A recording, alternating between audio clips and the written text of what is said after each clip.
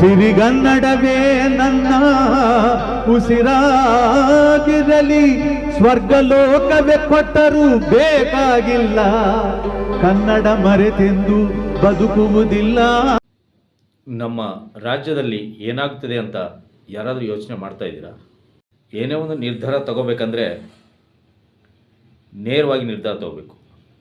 ಆದರೆ ಯಾವುದೋ ಸುತ್ತು ದಾರಿಗಳನ್ನ ಬಳಸ್ಕೊಂಡು ಯಾವುದೋ ರೀತಿಯಲ್ಲಿ ನೀವು ಯೋಚನೆ ಮಾಡ್ತಾ ಅಮಾಯಕರ ಮುಗ್ಧರನ್ನು ನೀವು ನಿಮ್ಮತ್ತ ಸೆಳೆದುಕೊಳ್ಳುವಂಥ ಯೋಚನೆಗಳಿದೆಯಲ್ಲ,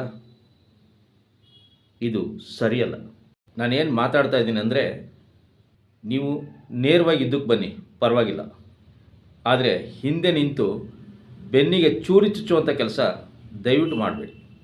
ಮಾನ್ಯ ಸಿದ್ದರಾಮಯ್ಯನವರೇ ಮತ್ತು ನಿಮ್ಮ ಶಿಕ್ಷಣ ಮಂತ್ರಿಗಳಾದಂಥ ಮಧು ಬಂಗಾರಪ್ಪ ಅವರೇ, ನೀವು ಮಾಡ್ತಾ ಇರೋದೇನು?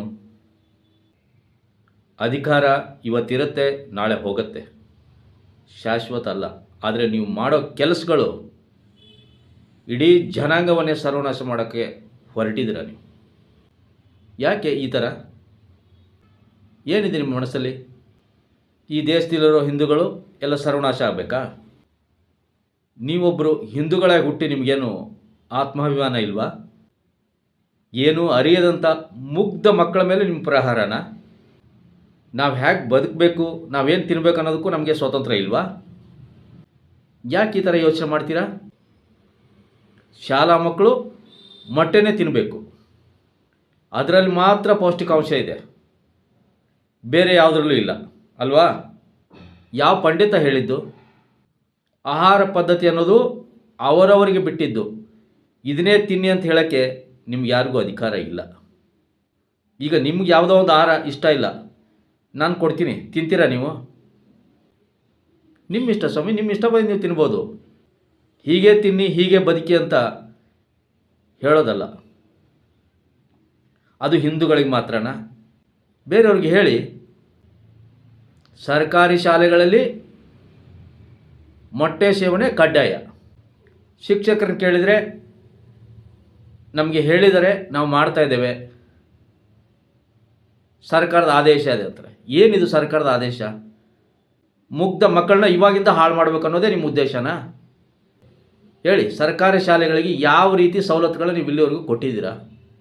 ಸರಿಯಾಗಿ ಒಂದು ಜೊತೆ ಸಮವಸ್ತ್ರ ಇಲ್ಲ, ಪಠ್ಯಪುಸ್ತಕ ಇಲ್ಲ. ಒಂದು ಸಮೀಕ್ಷೆ ಮಾಡಿದರೆ ಸರ್ಕಾರಿ ಶಾಲೆಗಳಲ್ಲಿ ಸುಮಾರು ಏನೂ ಇಲ್ಲವೇ ಇಲ್ಲ. ಇಲ್ಲಿವರೆಗೂ ಟೆಕ್ಸ್ಟ್ ಬುಕ್ ಇಲ್ಲ, ಎಷ್ಟೋ ಮಕ್ಕಳಿಗೆ ಯೂನಿಫಾರ್ಮ್ ಇಲ್ಲ. ಯಾವ ರೀತಿ ರಾಜಕಾರಣ ಮಾಡ್ತಿದ್ದೀರಾ ಸ್ವಾಮಿ ನೀವು? ಎಲ್ಲರೂ ಮೊಟ್ಟೆ ತಿನ್ನಬೇಕು, ಅವರು ಧರ್ಮ ಗಿರ್ಮ ಏನು ಆಚರಣೆ ಸಮಯ ಸಂದರ್ಭ ಯಾವುದೂ ಲೆಕ್ಕಕ್ಕಿಲ್ಲ ನಿಮಗೆ.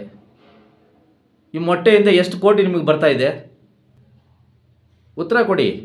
ನಿಮ್ಮ ಒಂದು ಆಸೆಗೆ ಅಥವಾ ಇನ್ಯಾವುದೋ ಧರ್ಮದ ಒಬ್ಬ ವ್ಯಕ್ತಿಯ ಒತ್ತಡಕ್ಕೆ ಮಣಿದು ಎಲ್ಲರನ್ನೂ ನೀವು ಮಾಂಸಾಹಾರಿ ಮಾಡಬೇಕು, ಮುಗ್ಧ ಮಕ್ಕಳನ್ನು ಇವಾಗಲಿಂದಲೇ ತಯಾರು ಮಾಡಬೇಕು ಅನ್ನೋ ಭಾವನೆ ಇದೆಯಲ್ಲ, ಮೊದಲು ಅದರಿಂದ ಆಚೆ ಬನ್ನಿ. ಅವ್ರಿಗಿಷ್ಟ ಆದವ್ರನ್ನ ಸೇವಿಸಲಿ. ನೀವು ಯಾರು ಅವ್ರಿಗೆ ಹೇಳೋಕ್ಕೆ ಇದನ್ನೇ ಸೇವಿಸಿ ಅಂತ? ನಿಮ್ಮ ಕೈಯಿಂದ ಕೊಡೋಕ್ಕಾಗತ್ತಾ?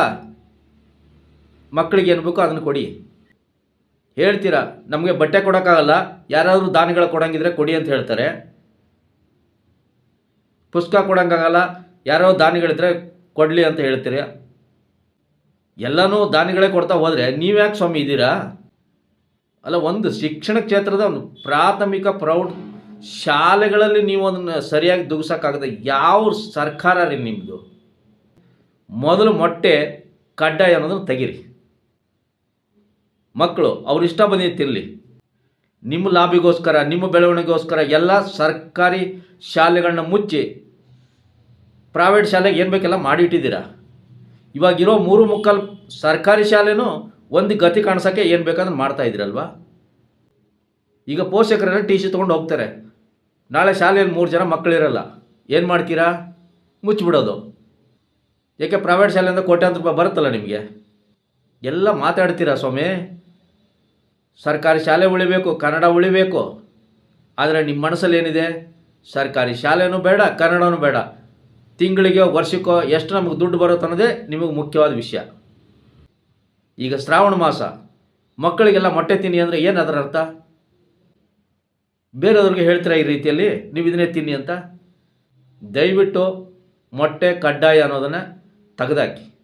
ಮಕ್ಕಳು ಅವ್ರ ಇಷ್ಟ ಬಂದಿದ್ದು ತಿನ್ನಲಿ. ನಿಮಗೆ ಅವ್ರಿಗೆ ಕೊಡೋಕ್ಕಾಗತ್ತಾ? ಬಾಳೆಹಣ್ಣು ಕೊಡಿ, ಮೊಟ್ಟೆನೂ ಕೊಡಿ. ಆದರೆ ಅದೇ ಕಡ್ಡಾಯ ಇದೇ ಕಡ್ಡಾಯ ಅನ್ನೋದು ಬೇಡ. ನಾನು ಸುಮಾರು ಜನ ಶಿಕ್ಷಕರ ಹತ್ರ ಮಾತಾಡಿದ್ದೀನಿ. ಅವರೆಲ್ಲ ಹೇಳೋದು ಒಂದೇ, ಸರ್ ಸರ್ಕಾರದಿಂದ ಆದೇಶ ಇದೆ, ನಾವೇನು ಮಾಡೋಕ್ಕಾಗಲ್ಲ. ಇದೇ ಆದೇಶ ಅಲ್ವಾ ನಿಮ್ಮದು? ರಾಜ್ಯದ ಬೇರೆ ಬೇರೆ ಕಡೆ ಸರ್ಕಾರಿ ಶಾಲೆಗಳಲ್ಲಿ ಪೋಷಕರು ನಿಮ್ಮ ಈ ನೀತಿಯಿಂದ ಬೇಸತ್ತು ಅವರ ಮಕ್ಕಳನ್ನ ಶಾಲೆ ಬಿಡಿಸಿ ಕರ್ಕೊಂಡು ಹೋಗ್ತಾ ಇದ್ದಾರೆ. ಯೋಚನೆ ಮಾಡಿ, ಮಕ್ಕಳ ಭವಿಷ್ಯ ಮುಖ್ಯನೋ ನಿಮ್ಮ ಆದೇಶ ಅಥವಾ ಯಾರ್ದೊಬ್ಬರು ಒತ್ತಡ ಅಥವಾ ಬರೋ ಕಮಿಷನ್ ಮುಖ್ಯನೋ? ನೀವು ಹೀಗೆ ಮುಂದುವರೆದ್ರೆ ಪರಿಸ್ಥಿತಿ ಬೇರೆ ಥರ ಆಗುತ್ತೆ. ಎಲ್ಲ ಪೋಷಕರು ನಿಮ್ಮ ವಿರುದ್ಧ ತಿರುಗಿ ಬಿಡ್ತಾರೆ. ಏನು ಮಾಡಬೇಕು ಅನ್ನೋದು ನಿರ್ಧರಿಸಿ ತಕ್ಷಣ ಮೊಟ್ಟೆ ಕಡ್ಡಾಯ ಅನ್ನೋ ಆದೇಶನ ವಾಪಸ್ ತಗೊಳ್ಳಿ. ಇದು ನನ್ನ ವಿನಂತಿ. ಸತ್ಯವಿದು ಕನ್ನಡ ನಾಡಲಿ ಹುಟ್ಟಲು ಪುಣ್ಯವು ಬೇಕು. ದೇವರ ದಯೆಯಿಂದಲೇ ಈ ಭಾಗ್ಯವು ದೊರೆತರೆ ಸಾಕು.